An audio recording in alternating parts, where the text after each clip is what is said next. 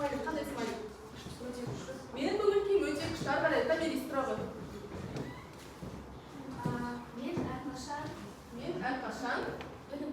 Мен әрқашан білімдімін. Жақсы. Кәусар.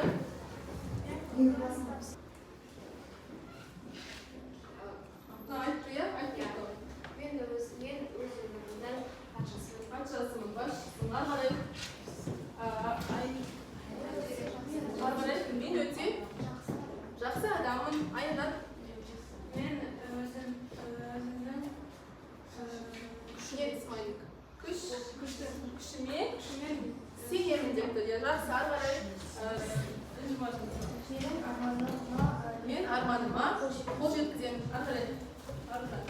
мен мына әлемге Қандай смайлик? Ғашықпын. Жақсы, ары қарай. мен өзімнің біліміне Өз біліміне сенемін. Жақсы, ары қарай.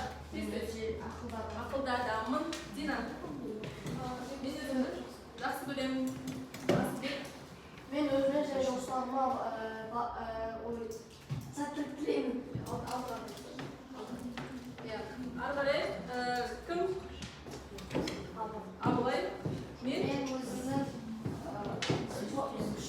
күшімді сенемін. Күшіме сенемін. Жақсы, барлығымыз өзімізге тіледік. Бесінші. Томирис.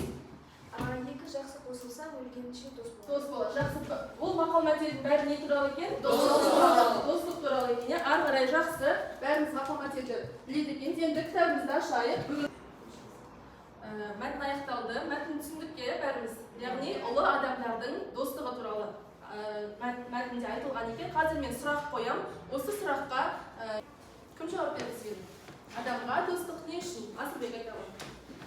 Адамға достық ол өз өмірін мәнсіз, көңілсіз,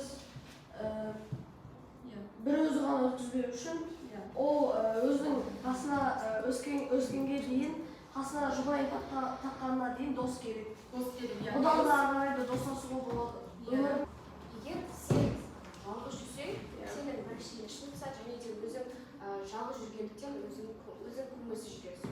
Достың болса, досыңмен айтар әңгіме болады, ортақ тақырыптар болады, қозғайтын әңгімелер болады деген секілді. Екеуінің де достығы осы Абай мен Михайлов сияқты дамыған, омбыда оқыған. Жақсы, ары қарай. Шәкәрім мен Лев Толстойдың достығы. Абылай. Келе ғой, мына тақтаға бормен бастаған сөз берем. Келесі екінші оқушы кім екен? Екінші оқушы кім? Томирис.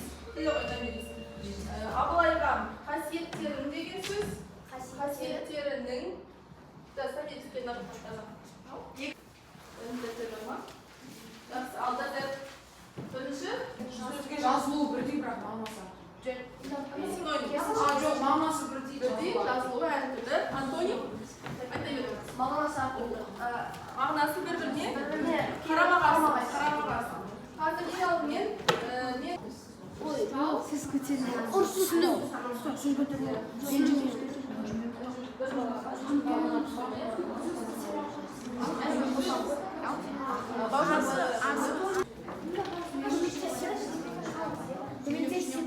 қай топ бірінші класс тұрады екен, сол топқа бәріміз қатыстық. белсенді қатыстық, иә. Топтық жұмыстарды орындауға Өте қызықты болды. Яғни бәріміз бүгінгі топта белсенді қатыстық, өз ойымызды еркін жеткізе алдық деп ойлаймын. Енді үй тапсырмасы беремін. Кітабымызды ашайық.